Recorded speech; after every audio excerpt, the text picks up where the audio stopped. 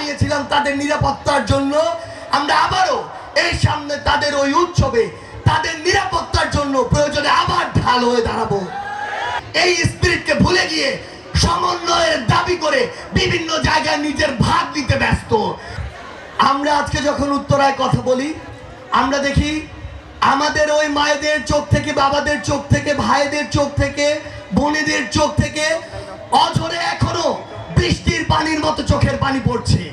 অথচ কিছু কিছু মানুষ এই যে স্পিরিট, এই স্পিরিটকে ভুলে গিয়ে সমন্বয়ের দাবি করে বিভিন্ন জায়গায় নিজের ভাগ দিতে ব্যস্ত।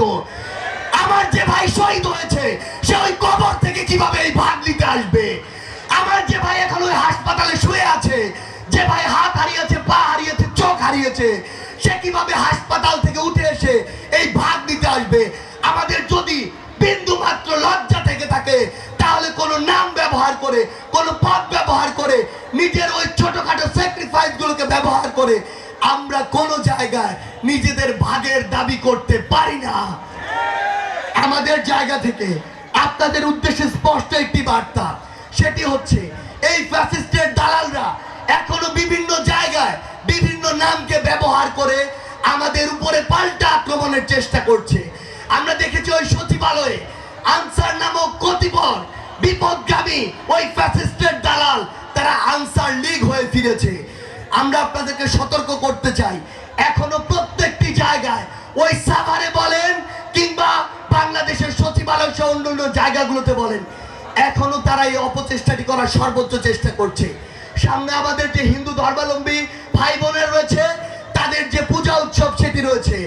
আমরা যেভাবে 5ই আগস্টের পরে তাদের ওই পূজা মণ্ডপের সামনে গিয়ে, বাড়ির সামনে গিয়ে দাঁড়িয়েছিলাম তাদের নিরাপত্তার জন্য, আমরা আবারও এই সামনে তাদের ওই উৎসবে তাদের নিরাপত্তার জন্য প্রয়োজনে আবার ঢাল হয়ে দাঁড়াবো।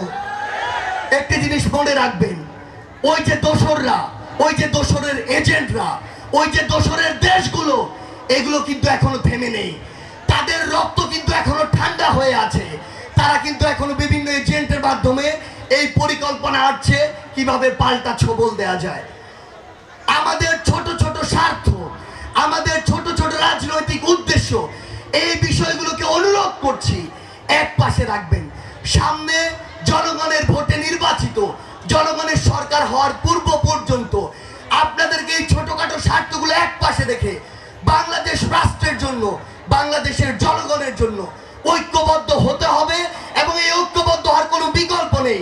শুধু একটি জিনিস মনে রাখবেন, যদি কোনোভাবে আমাদের এই খামখেয়ালির জন্য, ছোটখাটো স্বার্থের জন্য কোনোদিন ওই ফ্যাসিস্টরা এই পাল্টা আক্রমণ চালাতে পারে, এই সামনে যারা বসে আছেন আমার ভাইয়েরা, বোনেরা, এই বাংলাদেশের জনগণ, বিশ্বাস করুন সকলকে সারা জীবনের জন্য একটি বন্দিশালায় থাকতে হবে। আমরা এই বন্দিশালায় আর থাকতে চাই না। শুধু একটি কথাই বলবো, এই বাংলাদেশকে যদি আমরা বাংলাদেশের জনগণের মতো করে চালাতে চাই, আমাদের প্রত্যাশিত স্বপ্নের বাংলাদেশ দেখতে চাই, তাহলে আমাদের এই ছোটখাটো স্বার্থগুলোকে এক পাশে রেখে 24-এর ছাত্র জনতার অভ্যুত্থানের যে ঐক্যবদ্ধ হওয়ার স্পিরিট ছিল, সেই স্পিরিটকে ধারণ করে সামনের দিকে এগিয়ে যেতে হবে।